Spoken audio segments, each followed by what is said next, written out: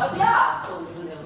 Kau kalau kamu kali, jadi apa? Jadi kami punya yang CGP itu udah itu lagi. Yang sini nih lagi, Langsung ke tahu. sudah. Makanya dia pegang. Jadi Mbak itu itu. pause dulu.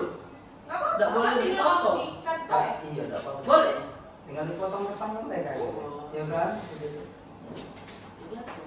Assalamualaikum warahmatullahi wabarakatuh. Waalaikumsalam warahmatullahi wabarakatuh. Selamat pagi. Terima kasih untuk semua ibu-ibu yang sudah menyempatkan waktu untuk menghadiri presentasi Bapak Andi Ilham, calon guru penggerak angkatan ke-11. Tema yang akan dibawakan atau dipresentasikan oleh Bapak Andi ialah membagikan pemahaman dan pengalaman penerapan budaya positif. Kepada Bapak Andi Ilham kami persilahkan.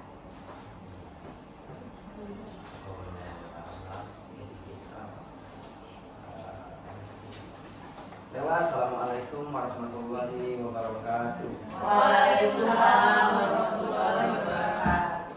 Alhamdulillah, nahmaduhu wa nasta'inuhu wa nastaghfiruh wa na'udzu billahi min shururi anfusina wa sayyiati a'malina may yahdihillahu fala mudilla lahu wa may yudlil fala hadiyalah. Asyhadu an la ilaha illallah wahdahu la syarikalah wa asyhadu anna Muhammadan abduhu wa rasuluh. Puji syukur kehadiran Allah Subhanahu wa taala. Pada hari ini kita diberikannya sebuah nikmat besar sehingga kita dapat berkumpul di ruangan literasi SMA Negeri 16 ini guna untuk membahas tentang budaya positif yang akan nanti saya akan presentasikan. Salawat bertangkaikan salam selalu kita henti-hentinya selalu kita curahkan kepada junjungan kita Nabi besar Nabi Agung Muhammad SAW yang mana telah membawa kita dari zaman jahiliyah ke zaman ya Islamnya sehingga kita dapat merasakan begitu indahnya Islam. Terima kasih pada ibu-ibu sekalian. Mungkin hari ini bapak-bapaknya masih di jalan. Kami ucapkan selamat datang dalam konteks presentasi tentang budaya positif yang akan saya paparkan tentang bagaimana sikap, perilaku, hal-hal budaya yang ada di SMA Negeri 16 ini. Jadi saya akan mempresentasikan yang pertama aksi nyata modul 1.4 Bapak Ibu ya, membagikan pemahaman dan pengalaman penerapan budaya positif. Perkenalkan saya Andi Ilham, calon guru penggerak angkatan ke-11 SMA Negeri 16 Palembang, Provinsi Sumatera Selatan. Adapun hal-hal nanti yang akan kita bahas, yang pertama budaya positif apa saja sih yang akan kita terapkan. Next. Ini pertama, kami ucapkan selamat datang kepada Bapak Ibu guru hebat. Mari belajar bersama, berkolaborasi, saling mendukung demi mewujudkan disiplin positif yang ada di sekolah kita, sehingga kolaborasi dalam bentuk hal apapun.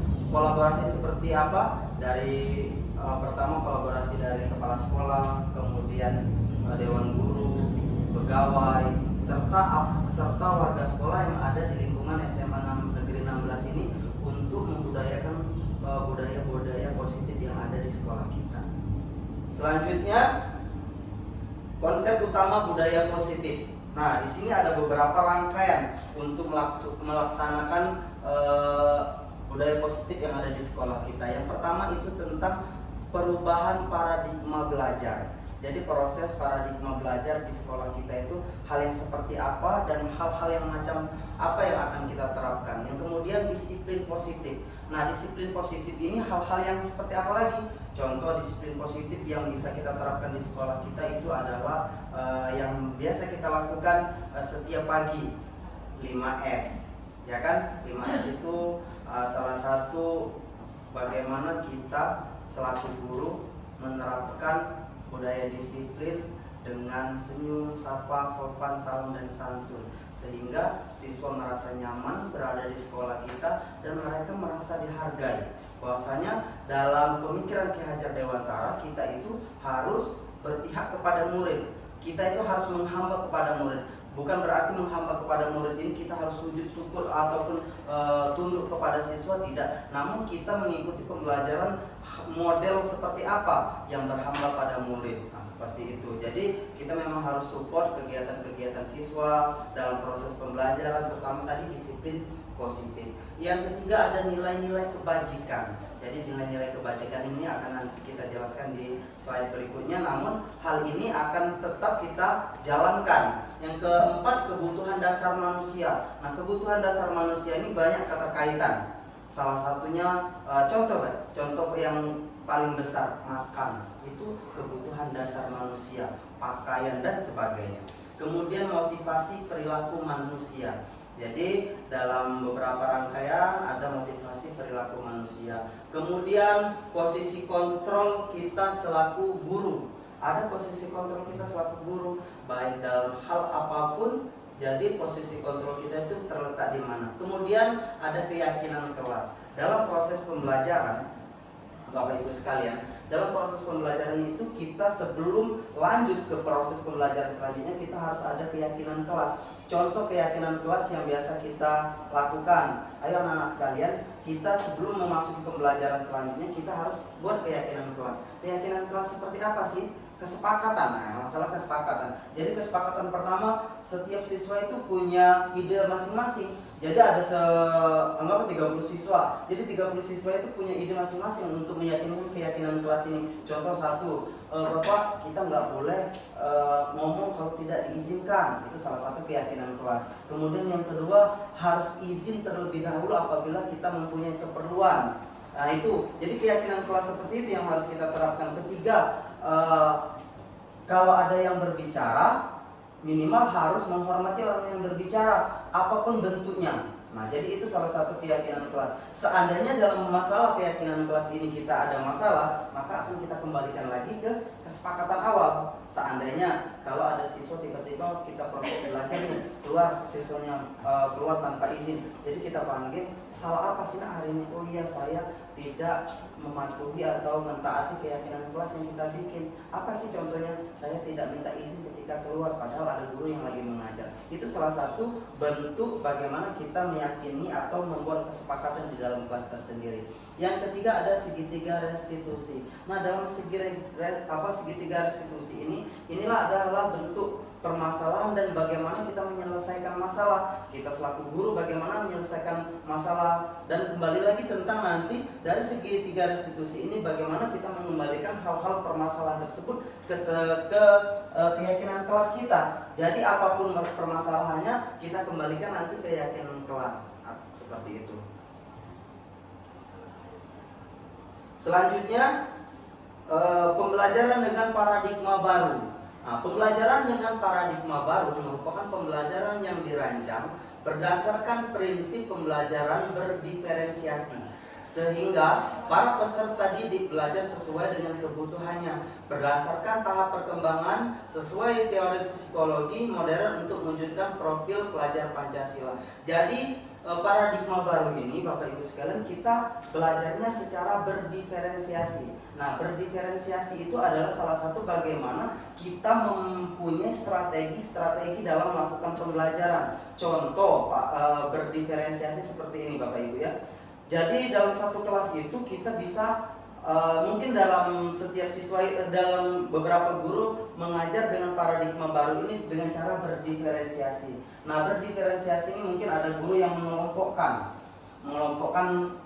bermacam-macam kebutuhan siswa. Jadi kita itu selaku guru harus mengetahui kebutuhan siswa, belajar hal seperti apa. Contoh salah satu, oh ini anak-anak yang memang kalau belajarnya harus membaca.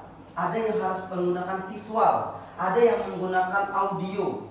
Jadi ada pengelompokan tersendiri. Jadi ada seandainya ini Bu Jessica, saya itu kalau mengajar Pak harus menggunakan visual ataupun media gambar. Contoh, dengan adanya media gambar, siswa tersebut akan lebih cepat menangkap. Ada yang menggunakan audio, jadi dia harus seperti apa audionya.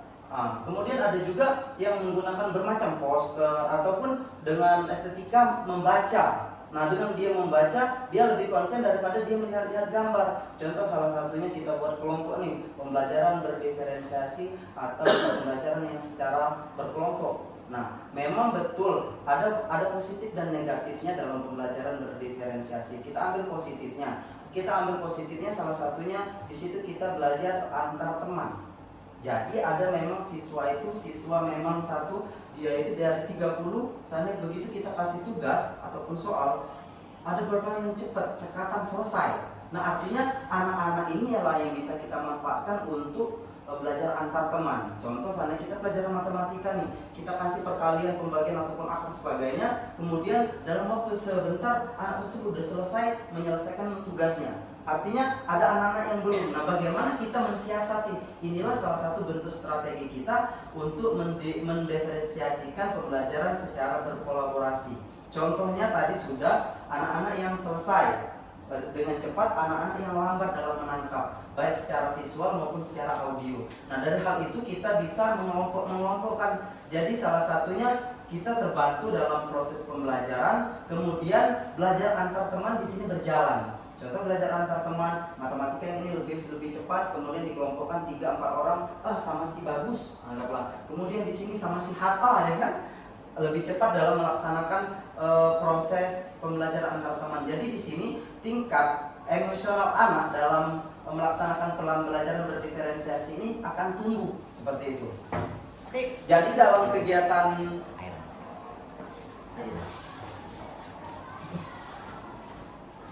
kegiatan pembelajaran berdiferensiasi ini nanti akan belajar dan tumbuh tersendiri kepada anak-anak tersebut, sehingga pengelompokan dalam proses belajar akan berjalan dengan semestinya seperti itu.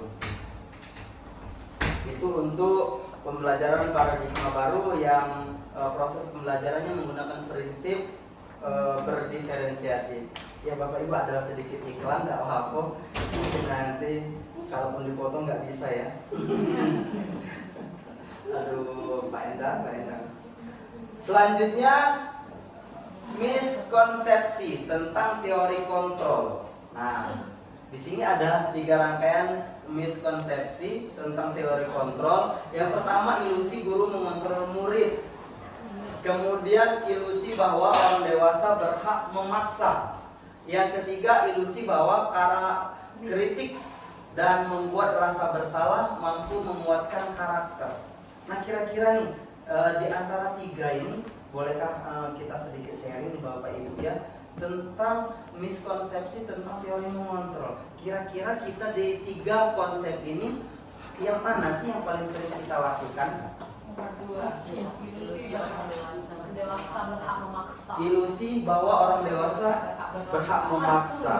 Jadi ada sesuatu hal yang positif dan efektif mungkin yang bisa kita terapkan tentang ilusi bahwa orang dewasa berhak memaksa. Jadi sebenarnya pada dasarnya di sini bahwasanya tingkat proses belajar yang berpihak pada murid itu yang seperti apa sih? Kalau kita ilusi bahwa orang dewasa berhak memaksa ini berarti kalau kita ini harus sesuai dengan apa yang saya inginkan. Namun di sini kita harus ingat kembali bahwasanya dalam proses pembelajaran Merdeka Belajar kita itu harus berpihak kepada murid. Kita itu harus mencari kebutuhan murid. Kebutuhan murid yang seperti apa sih? Nah, setiap siswa itu, setiap individu-individu yang ada di dalam kelas itu pasti kebutuhannya sangat berbeda-beda. Jadi ada salah satu, kita kembalikan lagi ke proses pembelajaran berdiferensiasi tadi. Saya pernah mengajar itu tahun 2013 masih di sekolah swasta Bu ya, bahwasanya memang ada siswa yang autis. Autis ini tapi cenderung ke hal-hal yang lebih aktif. Satu aktif nih Bu Fauzia. Yang kedua apa sih? Ya apa? Agak tinggi. Pemikirannya itu agak cepat. Jadi dia itu belajar, kalau soal belajar matematika, kimia, terus pokoknya yang dalam hitungan sangat cepat sekali. Nah, sehingga anak ini kalau kita bisa bandingkan dengan siswa yang normal, anak ini salah satu mempunyai bakat yang luar biasa dalam menghitung cepat. Kemudian kami bagaimana selaku guru, ayo nak silakan belajar dengan siswa tersebut. Nah tinggal kembali lagi kepada siswa yang berpikirnya normal, Pak malu Pak, padahal dia lebih bisa daripada kita. Namun proses itu sangat sebentar sekali, kita bisa berjalan. Kemudian anak-anak yang merasa gengsi ataupun malu tadi mampu untuk belajar dengan orang yang mungkin tingkat normalnya agak berbeda dengan keadaan seperti itu. Jadi dari miskonsepsi ini kebanyakan para kita guru adalah menggunakan yang nomor 2 Bu ya, ilusi bahwa orang dewasa berhak untuk memaksa. Kemudian ini mengubah paradigma stimulus respon ke pendekatan teori kontrol. Nah di sini sudah ada stimulus respon tentang dunia, terus teori kontrol tentang dunia. Yang pertama itu realitas atau kita sama. Yang kedua realita kita berbeda. Jadi contohnya di situ saya bisa mengontrol orang lain. Ketika teori kontrol tentang yang hal yang berbeda, Anda tidak mengontrol orang lain. Jadi ada sesuatu yang memang kita lakukan dan memang ada sesuatu yang harus orang yang lakukan. Contohnya seperti itu tadi. Tidak apa-apa. Ini apa? Tidak bisa. Oh iya. Apa yang masuk video ini? Silakan Bu. Direkam kan? Tidak apa-apa direkam.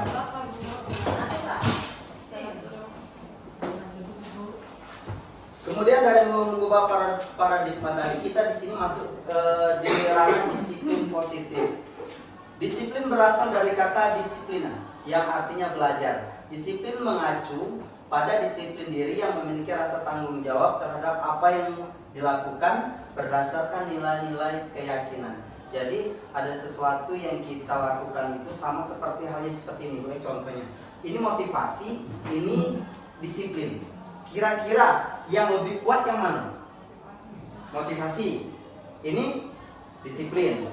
Itu kalau dari Bu Hayati. Kira-kira kalau dari Ibu MPK nih, Bu Maiza. Ini motivasi, ini disiplin. Disiplin. Artinya ada 2 karakter yang berbeda ya. Mari kita bahas sama-sama. Sekarang kita masuk disiplin. Motivasi ini sesuatu bisa membakar, suatu saat bisa redup. Itu motivasi.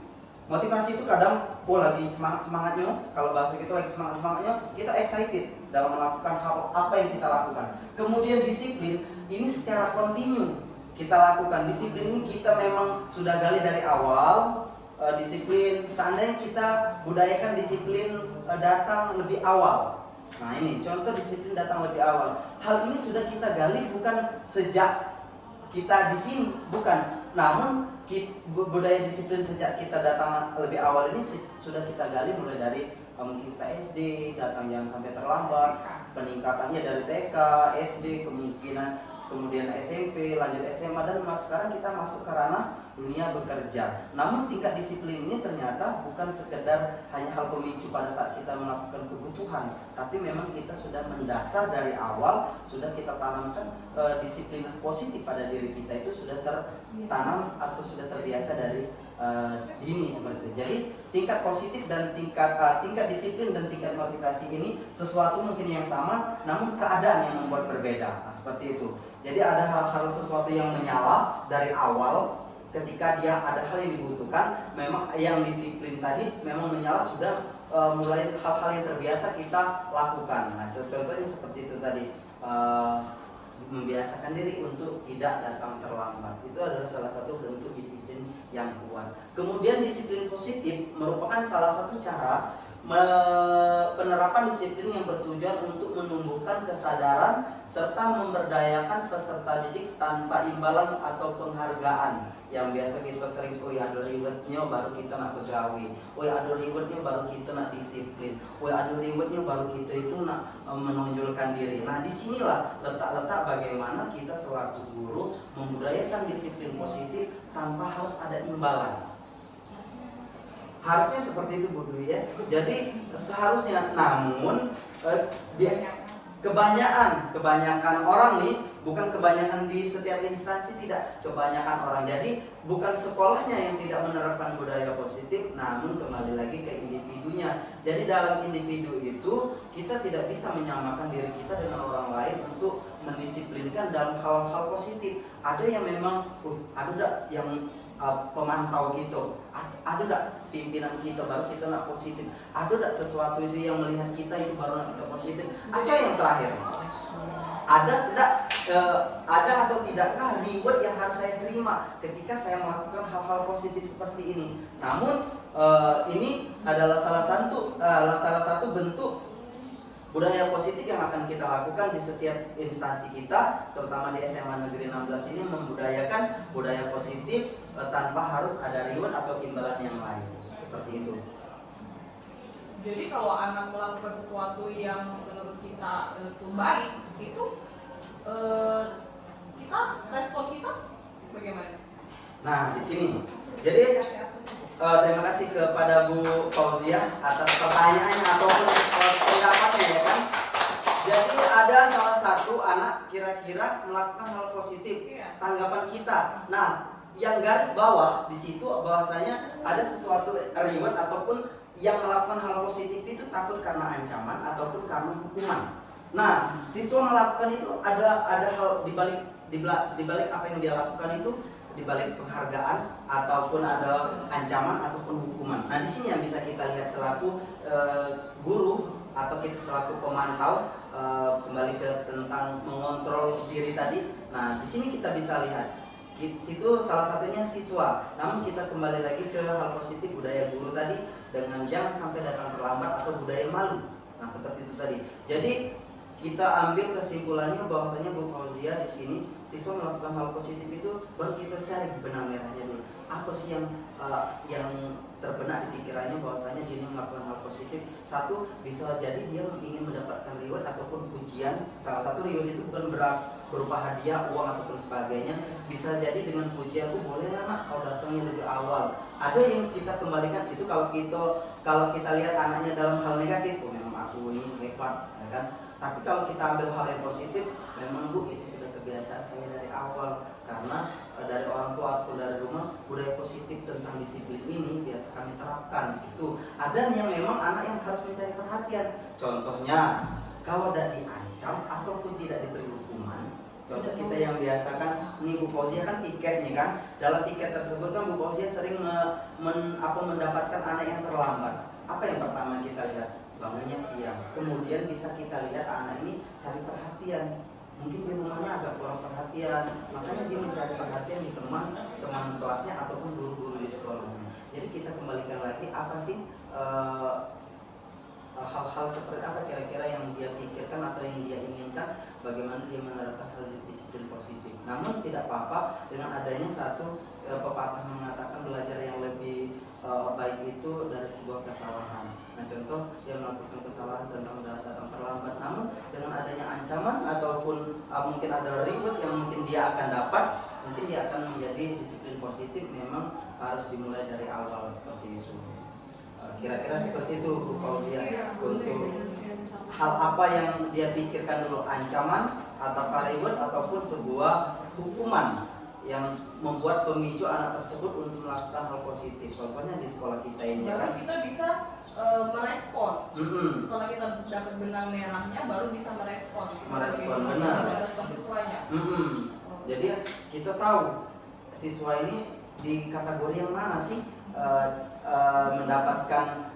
melakukan budaya positif ini, di bagian mana? Sedang mendapatkan hadiah atau reward tadi, mendapatkan ancaman dulu atau hukuman, baru melakukan disiplin positif yang ada di sekolah kita. Selanjutnya, disiplin positif yang kedua. Sebagai seorang pendidik, tujuan kita adalah menciptakan peserta didik yang memiliki disiplin diri sehingga mereka berperilaku mengacu pada nilai-nilai kebajikan universal dan memiliki motivasi intrinsik dalam perubahan perilaku ke arah yang lebih baik. Jadi apa yang ditanya Bu Fauzia tadi sebenarnya sudah ada di nilai-nilai kebajikan universal dan motivasi intrinsik. Jadi ada sesuatu yang berubah Jadi anak ini dengan adanya satu perilaku disiplin positif tadi, mereka ini kalau ada ancaman ataupun ada reward ataupun hal-hal yang memang menghukum, baru akan berubah ke hal-hal yang lebih baik lagi. Nah, jadi di sini ada nilai-nilai kebajikan ataupun motivasi intrinsiknya yang akan merubah paradigma pemikiran anak tersebut. Nah, dari hal-hal itulah kita akan mendapatkan garis merahnya bahwasanya satu, setelah saya ini mendapatkan hukuman, barulah saya akan melakukan budaya positif yang ada di sekolah. Ada yang nak dihukum dulu, ada yang memang nak dapat reward ataupun penghargaan ataupun pujian, baru mereka melakukan hal-hal positif. Tapi kita kembalikan lagi, bagaimana kita selaku guru melakukan tujuan kita menciptakan peserta didik yang disiplin. Nah, seperti itu.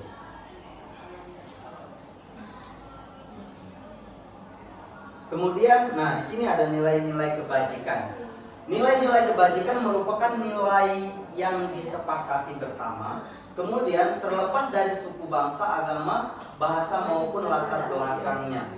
Jadi ada memang sesuatu itu yang harus kita terapkan bersama dalam melakukan nilai-nilai kebajikan. Tidak mengelompokkan tentang ras apapun dan sebagainya, tentang kita melakukan nilai-nilai kebajikan tentang hal-hal yang kita sepakati dalam beberapa bentuk penilaian. Kemudian nilai kebajikan yang pertama, contoh nilai kebajikan institusi ataupun organisasi. Profil pelajar Pancasila itu mencakup tentang beriman, bertakwa kepada Tuhan Yang Maha Esa, berakhlak mulia, mandiri, bernalar kritis, kebinekaan global, kemudian bergotong royong dan kreatif. Ini adalah salah satu kemarin yang sudah kita pada saat PI 2 ya, kalau nggak salah Bu Yani waktu kita di pramuka. Ini adalah salah satu nilai-nilai kebajikan yang saya kupas di tentang visi guru penggerak. Nah, jadi dalam visi guru penggerak ini profil pelajar Pancasila ini sudah harus mencangkup. Karena tidak hanya kita bisa belajar dalam tentang bagaimana kita mengenal teknologi, namun kita harus cenderung juga memasukkan profil pelajar Pancasila yang berkaitan tentang beriman, bertakwa kepada Tuhan Yang Maha Esa, kemudian berakhlak. Nah, dari profil pelajar Pancasila inilah kita baru bisa menerapkan hal-hal apa sih yang akan kita tuju atau visi seperti apa nanti yang akan kita laksanakan. Kemudian nilai kebajikan yang kedua yaitu sikap murid, toleransi, rasa hormat, integritas, mandiri, menghargai, antusias, empati, keingintahuan, kreativitas, kerjasama, percaya diri, dan komitmen.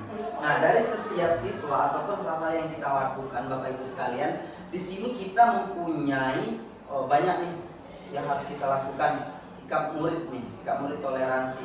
Artinya dalam setiap kegiatan ataupun setiap hal-hal yang ada di sekolah ini kita harus punya toleransi. Salah satunya di setiap sekolah kita ini tidak semuanya muslim, namun ada juga nonis ya. Kemudian sikap toleransi inilah toleransi antar agama. Kita bisa menghormati ketika dia beribadah. Contoh di hari Jumat kita pulang sekolah, anak-anak yang laki-laki untuk siap sholat Jumat ke setiap masjid. Terus kemudian yang agama non muslim mereka berkumpul di dalam satu kelas. Yang biasa di kelas 10-3 itu langsung seluruh anak yang Kristen non muslim itu berkumpul dengan gurunya masing-masing. Jadi setiap Jumat memang toleransi antara agama kita untuk di SMA Negeri 16 ini sudah berjalan. Dan hal-hal ini melibatkan setiap lini staf pegawai guru yang ada di sekolah dan seperti itu. Kemudian rasa hormat. Nah, rasa hormat di sekolah kita ini mungkin bukan hanya sebagai guru, calon guru penggerak saja, namun sebelumnya juga dalam posisi rasa hormat ini siswa menghormati guru, kemudian yang muda lebih menghormati yang tua. Nah, rasa hormat ini selalu berjalan di sekolah kita. Kemudian integritas, mandiri, menghargai, antusias, dan masih banyak yang lain tentang nilai-nilai kebajikan yang kedua ini. Kemudian nilai-nilai kebajikan yang ketiga, 9 pilar karakter yaitu Indonesia Higher Tech. Heritage Yang Foundation. pertama, cinta Tuhan dan segenap ciptaannya. Yang kedua, kemandirian dan tanggung jawab. Ketiga, kejujuran atau amanah, diplomatis. 4, hormat dan santun. 5, dermawan, suka menolong dan gotong royong. 6, percaya diri, kreatif dan pekerja keras. Ketujuh, kepemimpinan dan keadilan. 8, baik dan rendah hati. 9, toleransi, kedamaian dan kesatuan. Kira-kira Bapak Ibu sekalian, sudah berjalankah ketiga nilai kebajikan, ya 9 pilar karakter tersebut yang ada di sekolah kita? Kira-kira dari 9 ini yang mana lebih dominan? Biasa yang sudah berjalan di sekolah kita, terutama di SMA Negeri 16 ini, ataukah semua 9 ini sudah setara ataupun semuanya sudah berjalan, ataukah ada yang lebih dominan? Sudah setara kayaknya. Sudah setara ataupun sudah berjalan. Namun kira-kira yang lebih menonjol nih menurut pandangan Bapak Ibu? Nomor 4 sama Satwa 1 3 toleransi 1, 9, 8, 4, 5. Sudah semua berarti. Sudah semua. Sudah. Tapi yang paling dominan mungkin yang 9, karena toleransi, kedamaian dan kesatuan kan sudah kita terapkan di SMA 16. Seperti Pak Andi bilang tadi, setiap hari Jumat murid yang Islam, apalagi khususnya murid laki-laki, mereka menunaikan ibadah sholat Jumat, dan untuk murid yang nonis melakukan pembelajaran terkait dengan agamanya masing-masing. Ya, terima kasih kepada Bu Jessica.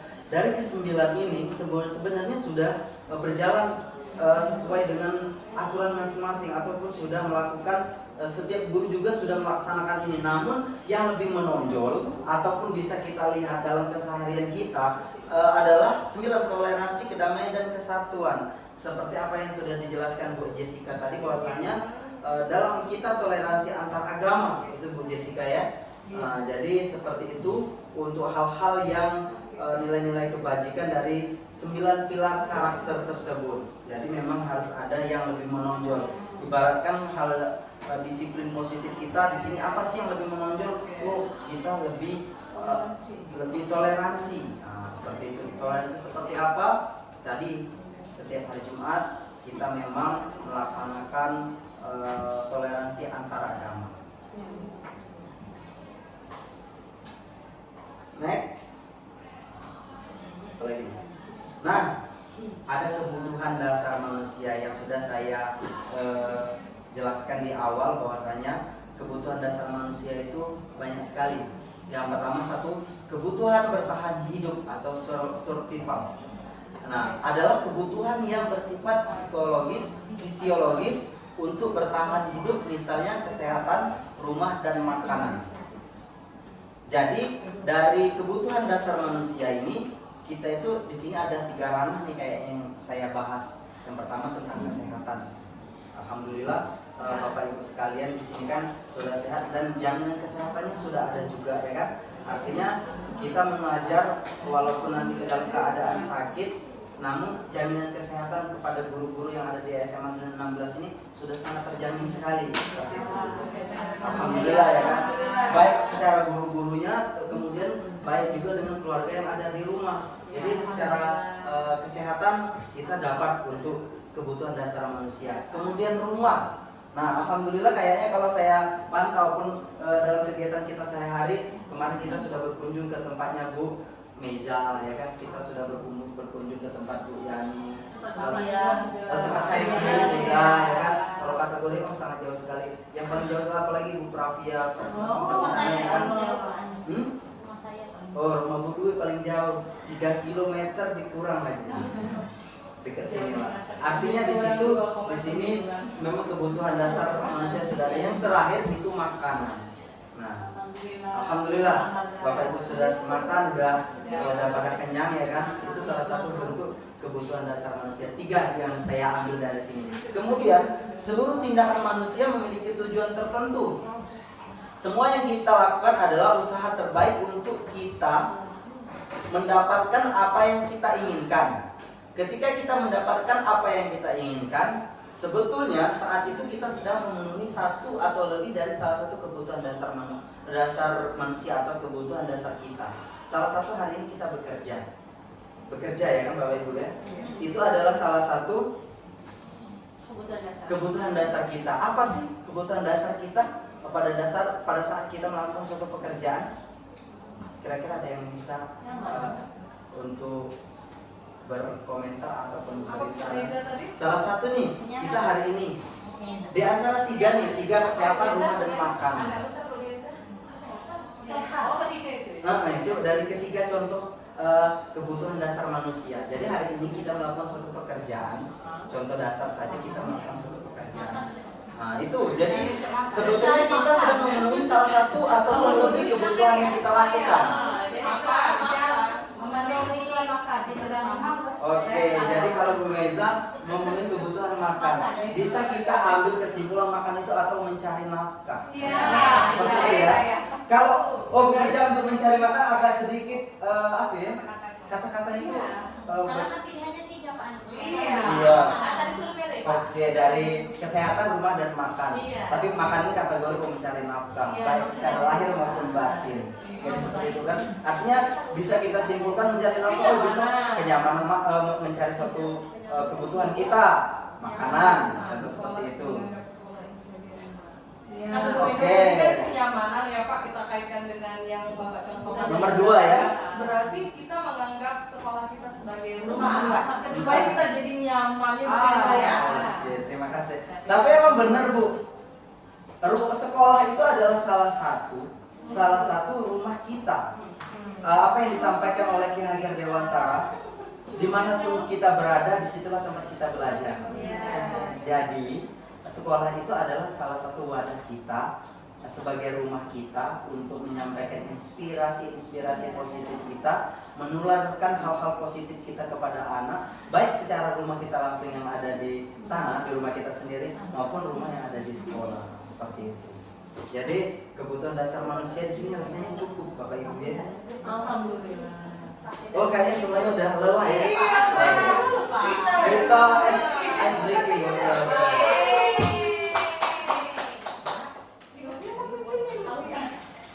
Bu, ini biasanya Bu Via ya. Bu,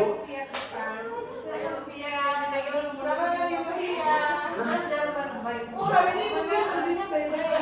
Masya Allah ya. kok nggak tampil? Sengaja banget ya kayak. Bu Jess, Jessica tolong operator. Memang sengaja sudah siap sampai main. nah, Buka yang ini. ice breaking.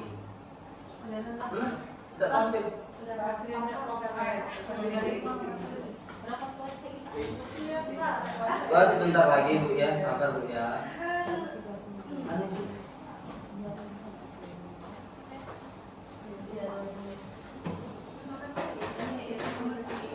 Harus nanti keluarin dulu. Wih, kota aku. Lah masih ini.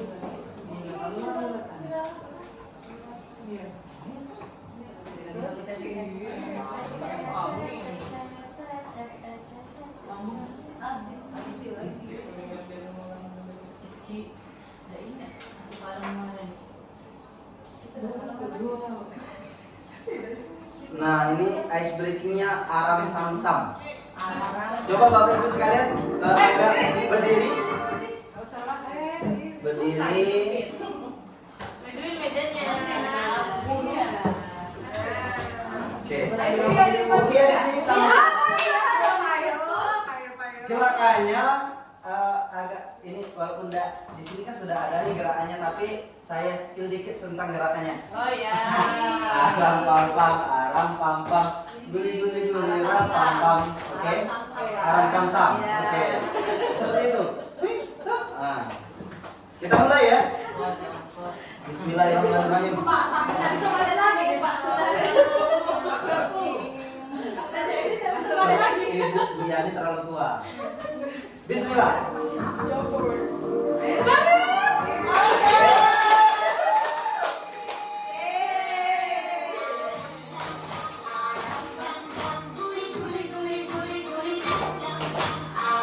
Bawa sam. Dua kali kanan, dua kali kiri.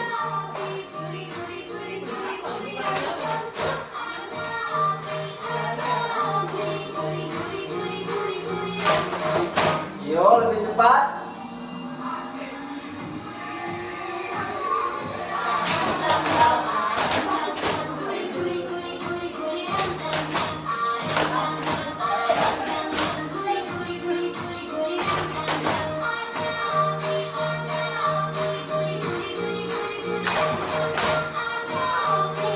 Salah aku.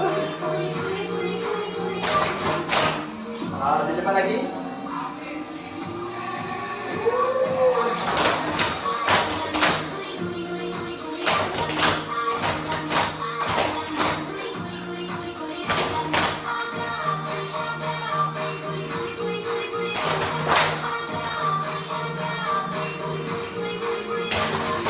Kesenian ini strukturnya.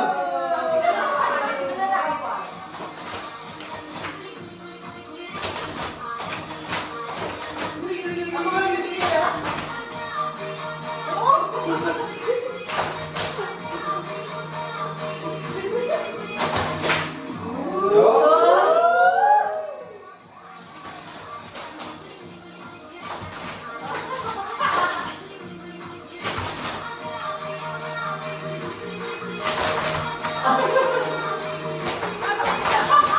Terakhir. Oke.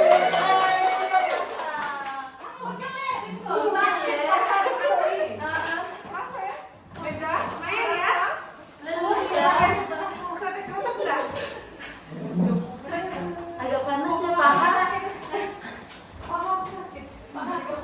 Nah, Bapak Ibu kayaknya sudah berkeringat. Instrukturnya kayak mana kira-kira? Instrukturnya hari ini tentang memimpin arang samsam.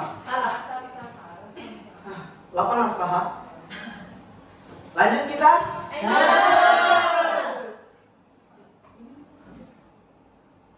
Kalau udah ice breaking biasanya lebih semangat lagi Bapak Ibu ya. Kembali lagi ke slide awal. Ada 10 lagi kayaknya.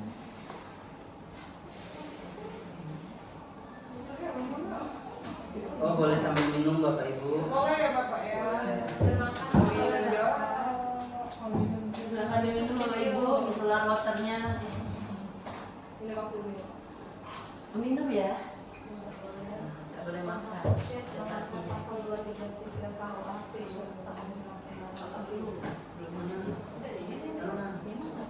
Iya, udah masih Makasih Ibu.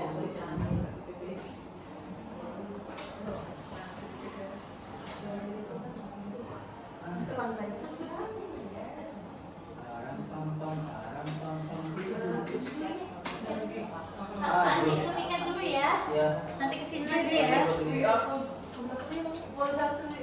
Ya ini from mana duit ini? 10-1 ya. Ada cek aku ya. Tidak ada nak manjat. Tidak, ini apa ya? Nah, 11-8, 11-9. Nanti 11.9. 11-8. Aman ya? Yang mana 11.9? Ujung. Ujung. Keluar. 10-1 dari sini. 10.1. Yang keluar tadi anak Kak Andi, 10.3. Pelajaran Kak Andi. Tahun yang dulu.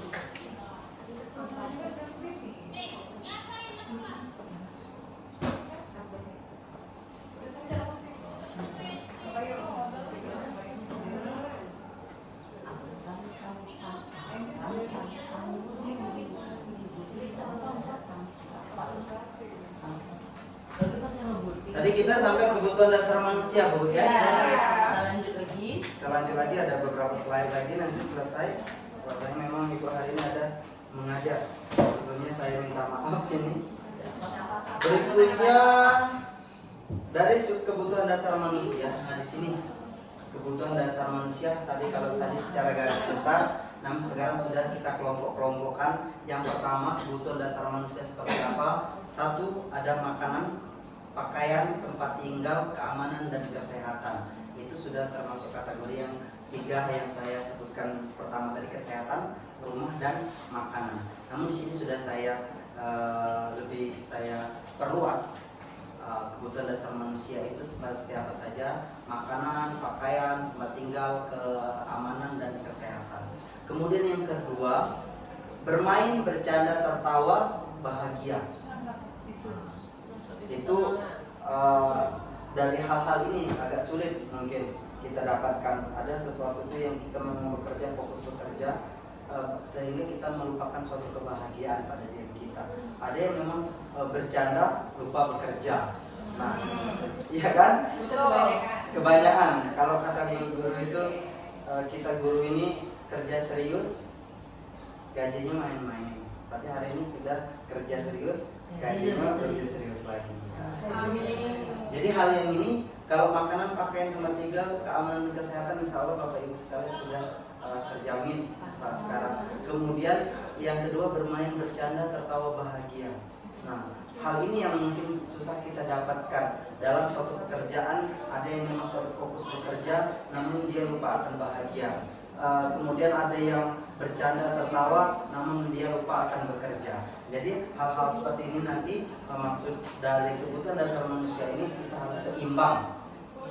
Kemudian yang ketiga, rasa diterima, disayang, berbagi, menjadi bagian dalam kelompok. Nah, rasa diterima ataupun disayang, berbagi menjadi beberapa bagian ini adalah bagaimana kita di sekolah ini menerapkan bahwasanya satu, kita datang ke sekolah ataupun kita menyambut siswa itu, mereka itu merasa dihargai, diterima. Makanya kita adakan setiap pagi menyambut siswa, bahwasanya satu, siswa itu kita hargai. Dengan adanya hal-hal seperti itu, mungkin kelak ke depan mereka akan ingat dengan hal-hal yang apa yang dilakukan oleh Bapak Ibu dan guru yang ada di sekolah. Diterima, kemudian anak-anak tersebut disayang, sehingga menjadi suatu pemikiran ke depan positif. Kemudian yang keempat, mandiri, bebas memilih, mencoba hal baru. Kira-kira ada dari mandiri, bebas memilih, mencoba hal baru ini, apa yang ada di benak kita tentang pelajar ataupun guru-guru, Bapak Ibu?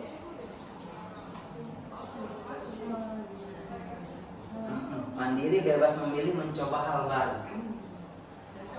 Dari 3 poin ini apa kira-kira yang paling mungkin ini Pak Andi kira-kira bebas memilih? Nah, dalam proses kegiatan belajar mengajar mereka belajar, kita di sini ada sesuatu kebebasan dalam memilih apa hal yang ingin dia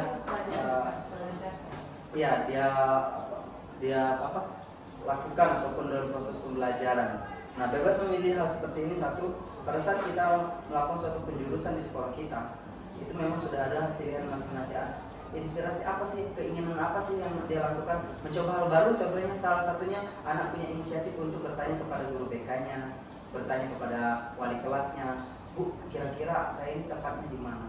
Hal-hal yang itu tidak semua siswa bisa mendapatkan hal-hal yang baru seperti itu. Mereka untuk berinisiatif bahwasanya saya ini memilih sesuatu itu karena tujuan saya sendiri ataupun arahan dari orang tua atau orang lain atau orang yang lebih dewasa ataupun guru-guru. Jadi mereka mencoba hal yang baru seperti itu. Kemudian yang terakhir, penguatan atas kemampuan, harga diri diakui dan berprestasi.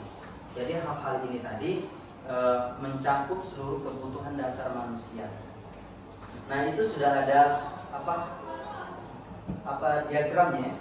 Ada diagramnya tentang penguasaan, kasih sayang dan rasa diterima, kemudian kebebasan, kemudian kesenangan. Semua mencakup itu adalah salah satu bentuk kebutuhan dasar manusia untuk bertahan hidup. Selanjutnya, motivasi perilaku manusia. Jadi dari motivasi perilaku manusia ini untuk menghindari ketidaknyamanan atau hukuman. Ada motivasi intrinsik, ada motivasi ekstrinsik. Nah, di mana motivasi intrinsik itu untuk menjadi orang yang mereka inginkan dan menghargai diri sendiri dengan nilai-nilai yang mereka punya. Jadi ada sesuatu itu dari nilai-nilai intrinsik itu suatu pemikiran bahwasanya mereka apa yang mereka lakukan ataupun mereka inginkan adalah salah satu proses.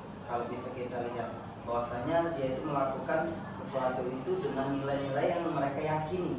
bahwasanya sesuatu yang saya lakukan itu benar. Nah, seperti itu. Kemudian untuk motivasi ekstrinsik untuk mendapatkan ataupun imbalan penghargaan dari orang lain. Sama halnya yang kita lakukan tadi, saya melakukan disiplin positif di sekolah ini ada beberapa hal ataupun ada sesuatu yang menjadi tujuan ataupun acuan.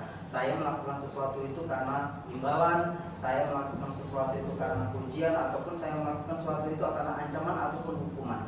Jadi dari motivasi inilah kita bisa melihat motivasi mana yang ada pada anak-anak kita yang ada di sekolah. Kira-kira seperti itu, Bu ya. Selanjutnya, nah di sini contoh dari motivasi apa? Perilaku sikap manusia tadi. Jadi di sini ada motivasi beberapa, yaitu salah satunya bentuk hukuman, konsekuensi, yang terakhir ada restitusi.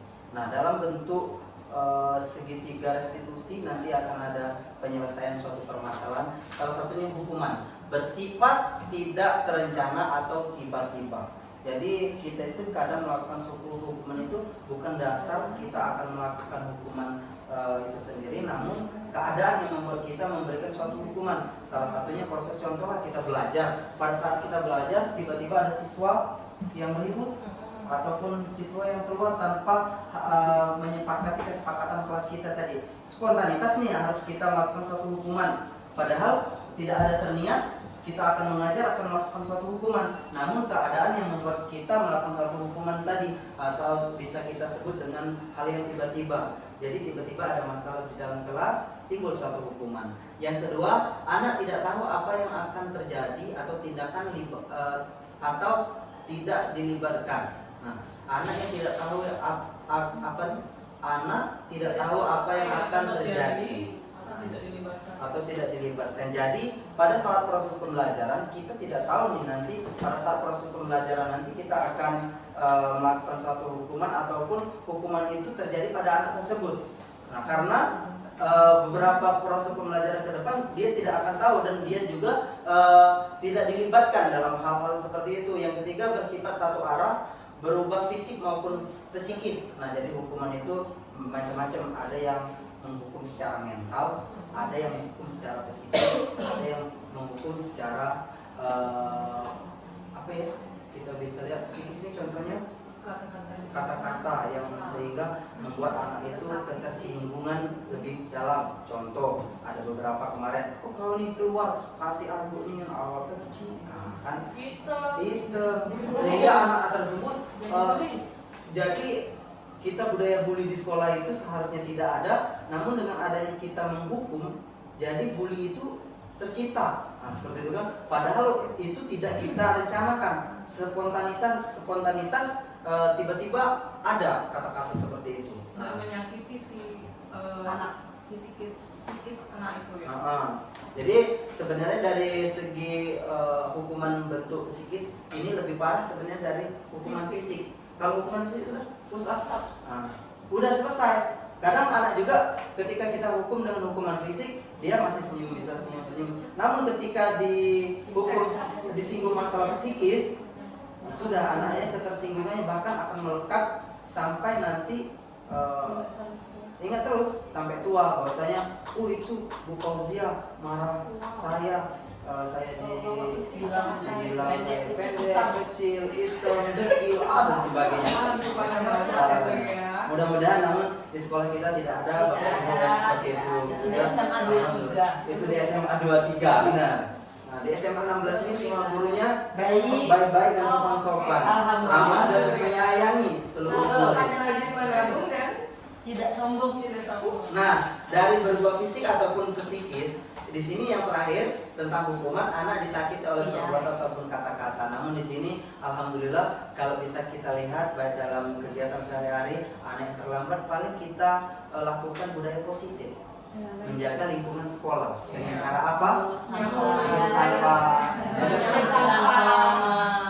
Semua sebenarnya di sini semuanya sudah paham tentang bagaimana melakukan suatu hukuman yang bersifat pembelajaran.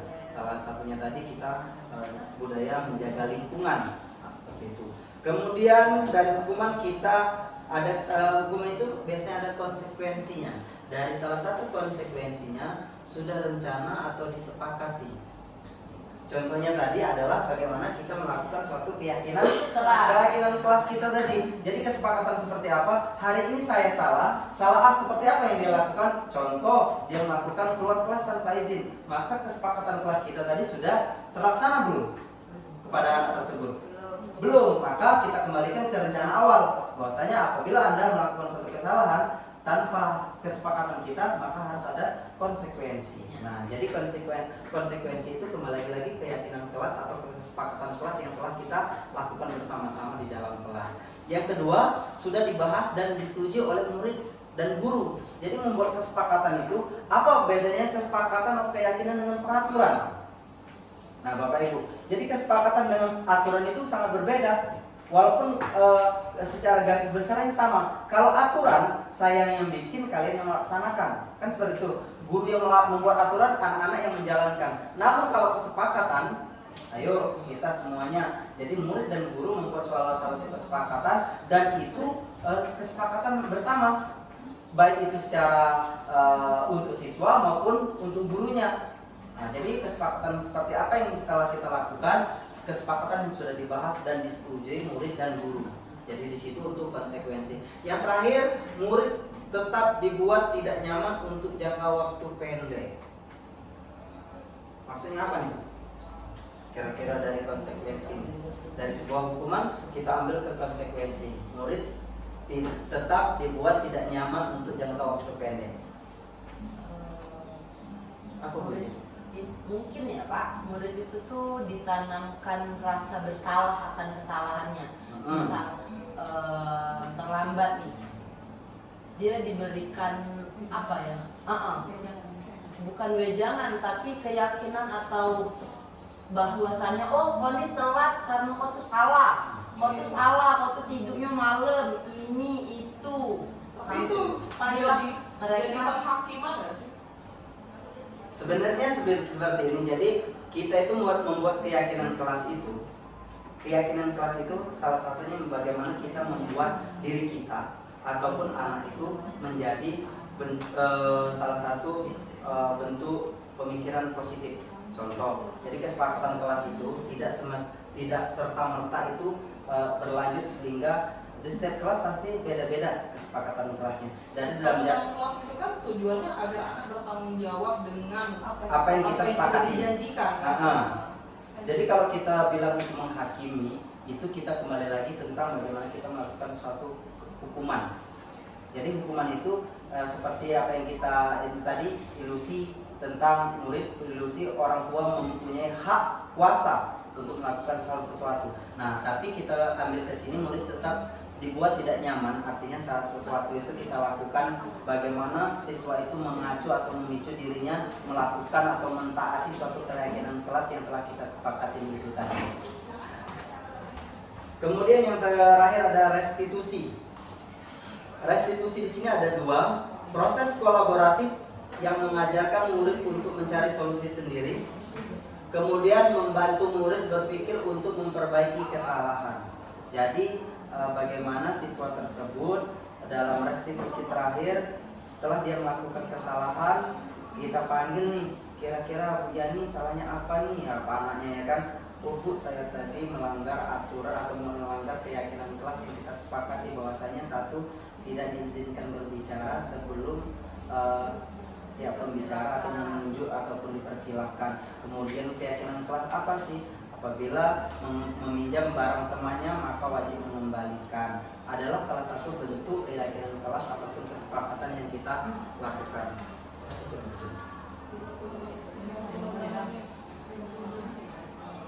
Kemudian 5 posisi kontrol guru. Membuat rasa bersalah. Kemudian penghukum, pemantau, teman, dan manajer. Nah, kira-kira Bapak Ibu sekalian, dari 5 posisi kontrol ini, manakah yang sering kita lakukan selaku Dewan Guru? Membuat rasa bersalah. Pembuat rasa bersalah. Kalau Ibu Fauzia membuat rasa bersalah, yang tadi ada penghukum, Bu Meza penghukum, Bu Eka, Bu Fia teman. Bu Hayati, teman. Bu Jessica, Saya lebih ke penghukum. penghukum. Tapi Bapak Ibu sekalian, sebelum kita memasuki kelima posisi kontrol ini, biasanya rata-rata baik di SMA 16 maupun di SMA 23 tadi, ya kan, rata-rata semua kita itu kembali ke ranah ini, penghukum. Rata-rata. Namun setelah kami mengikuti paham tentang 5 posisi kontrol sebagai guru itu, kita tidak serta-merta melakukan suatu penghukuman, namun kita di sini bisa kita ambil dari teman. Contoh yang kita lakukan, anak ini anggaplah salah nih, jajan tanpa izin ataupun membuang sampah sembarangan. Jadi kita panggil, ataupun ada anak-anak yang ribut nih, iya Bu, dia itu buang sampah sembarangan sehingga saya kesal melihat anak tersebut. Jadi hampirlah menjadi suatu perkelahian. Kita panggil lah. Nah, dengan seperti itu tadi, kita selaku guru, disitulah letak kita sebagai teman ataupun pemantau ataupun manajer, atau kita kembali lagi sebagai salah satu penghukum. Nah, dengan adanya seperti itu kita tahu di mana sih letak kita. Nah, dengan adanya pemahaman ini, Bapak Ibu sekalian, kita paham, oh ya nak, saya juga pernah seperti itu melakukan hal ini.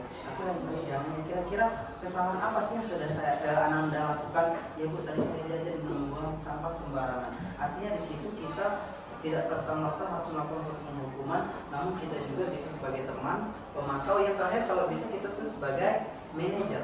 Bagaimana kita menunjukkan sikap hal-hal yang positif atau sikap yang adil dengan anak tersebut, bahwasanya kita selaku guru itu tidak hanya memberikan suatu hukuman, dan juga kita kalau bisa sebagai guru itu sebagai teman bagi mereka, pemantau, dan sebagai sebagai salah satu contoh itu, oh itulah pedoman aku, nah, seperti itu. Idolanya kira-kira itulah Bapak ya. Dari 5 posisi kontrol selanjutnya, nah ini sudah, oke. Kemudian keyakinan kelas. Mengapa keyakinan kelas bukan peraturan atau peraturan kelas? Tadi sudah kita bahas. Apa sih bedanya peraturan dengan keyakinan? Kalau peraturan tadi dibuat untuk ditaati. Salah satunya saya membuat aturan, atau yang sekolah membuat aturan, wali kelas membuat aturan, siswa yang mentaati. Nah, kalau keyakinan kelas itu hal-hal atau kesepakatan yang kita lakukan secara bersama. Kita lakukan bersama. Apabila melanggar suatu keyakinan kelas atau kesepakatan, kita kembalikan lagi keyakinan atau kesepakatan apa yang sudah kita langgar. Seperti itu. Itu keyakinan kelas. Selanjutnya, tujuh lagi. Pembentukan keyakinan kelas. Baca Ibarat. Satu, bersifat lebih abstrak daripada peraturan yang lebih rinci dan konkret. Yang kedua, berupa pernyataan-pernyataan universal. Dan yang ketiga, pernyataan dibuat dalam bentuk positif.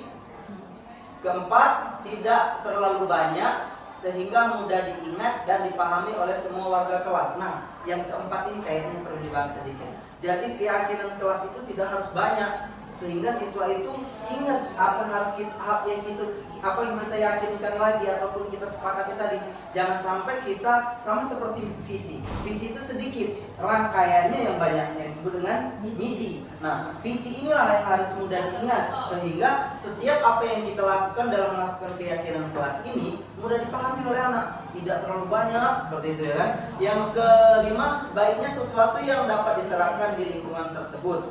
Nah, keenam, semua warga kelas hendaknya ikut berkontribusi dalam pembuatan keyakinan kelas lewat kegiatan curah pendapat. Jadi dari seluruh siswa itu 30 nih anggaplah ya kan. Jadi seluruh siswa itu memberikan ide-idenya tentang keyakinan kelas apa sih yang akan kita sepakati, seperti itu.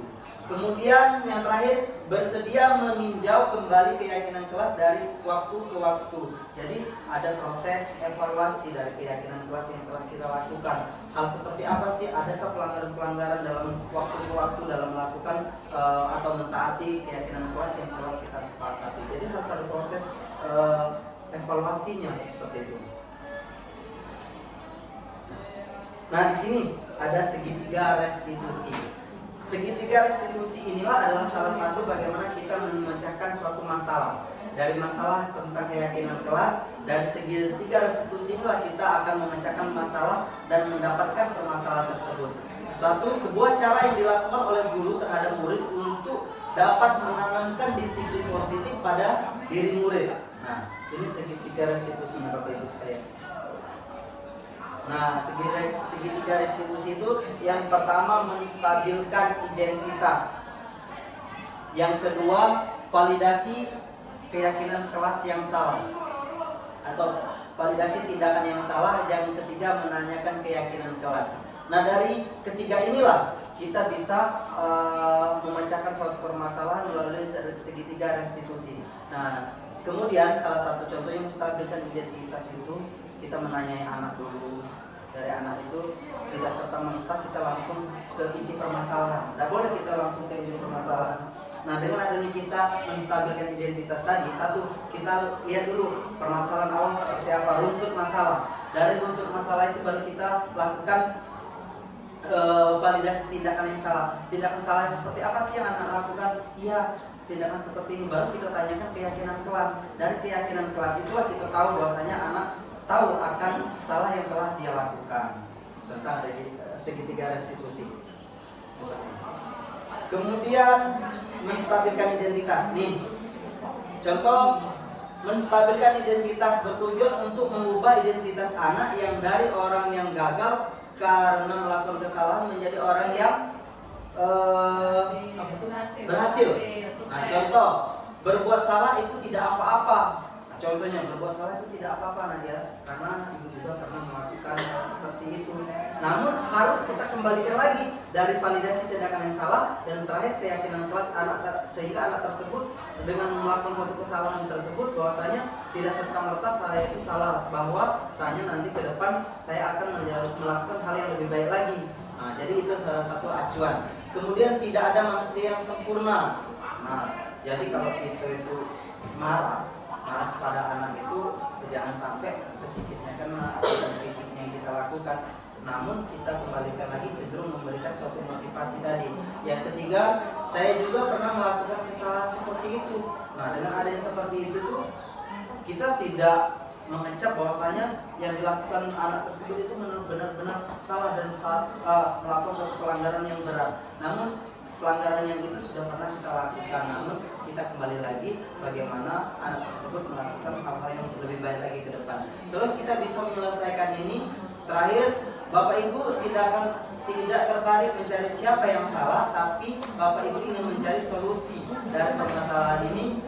Kamu berhak merasa begitu. Apakah kamu sudah menjadi teman yang baik dibuat dirimu sendiri? Nah, jadi kita itu melakukan suatu segitiga restitusi itu atau menstabilkan identitas itu, kita tidak mencari siapa yang salah, namun kita mencari solusi ataupun mencari akar permasalahannya untuk menyelesaikan suatu permasalahan tersebut.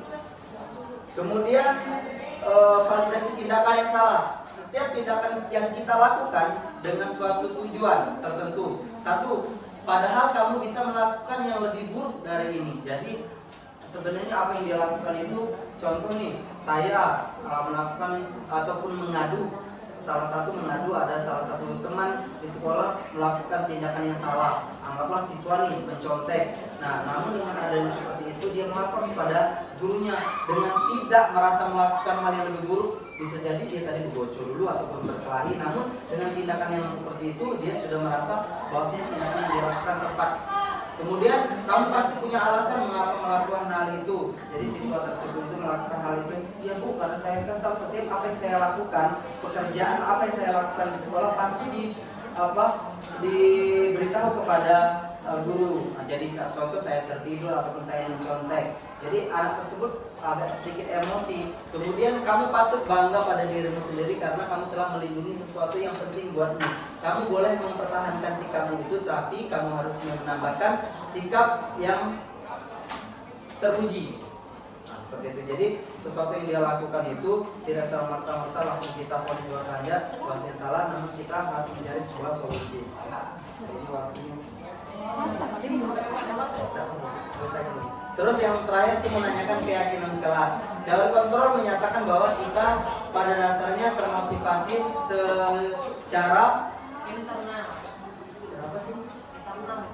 internal. Nah, satu, apakah keyakinan kelas kita, keyakinan kelas seperti apa yang sudah kita sepakati Bapak Ibu sekalian. Terus, apa nilai-nilai umum yang kita telah sepakati dari keyakinan kelas yang telah kita buat. Yang ketiga, apa bayangan kita tentang keyakinan kelas yang ideal. Yang terakhir, kamu mau jadi orang yang seperti apa. Nah, dalam keyakinan kelas seperti inilah nanti kita akan tahu hal-hal yang mencakup keseluruhan ini.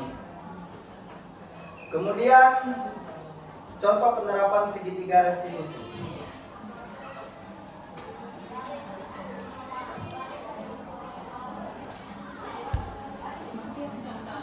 Nah, jadi contoh penerapan segitiga restitusi tadi, contohnya satu, ada siswa yang melakukan mencontek di kelas. Nah, contoh seandainya siswa si A mencontek dengan siswa si B. Pada saat siswa si B tadi mencontek, siswa A tadi mencontek si B, kemudian si B ini melapor kepada gurunya bahwasanya yang dilakukan itu adalah siswa melakukan contekan. Nah, dengan adanya seperti itu, sebagai kita selaku guru, bagaimana kita menyelesaikan atau permasalahan melalui segitiga restitusi tadi. Nah, dengan adanya contoh segitiga restitusi inilah kita dapat menyelesaikan atau memberikan suatu melakukan sesuatu, bukan hukuman Bu, tapi menyelesaikan suatu permasalahan, mencari solusi.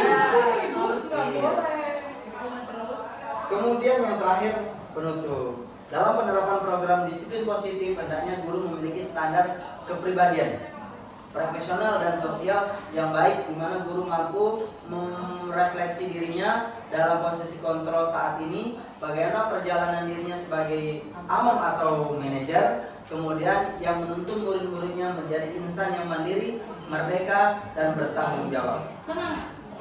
Terima kasih kepada Bapak Ibu sekalian telah menyempatkan waktunya sehingga bisa berjalan kegiatan ataupun tugas saya selaku guru penggerak dalam mendemonstrasikan atau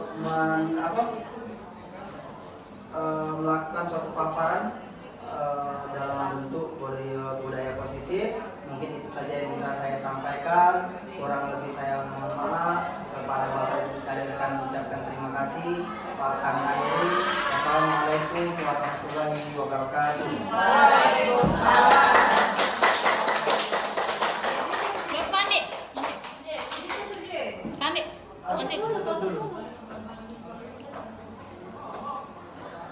Terima kasih untuk Bapak Andi Ilham atas pemaparan materinya.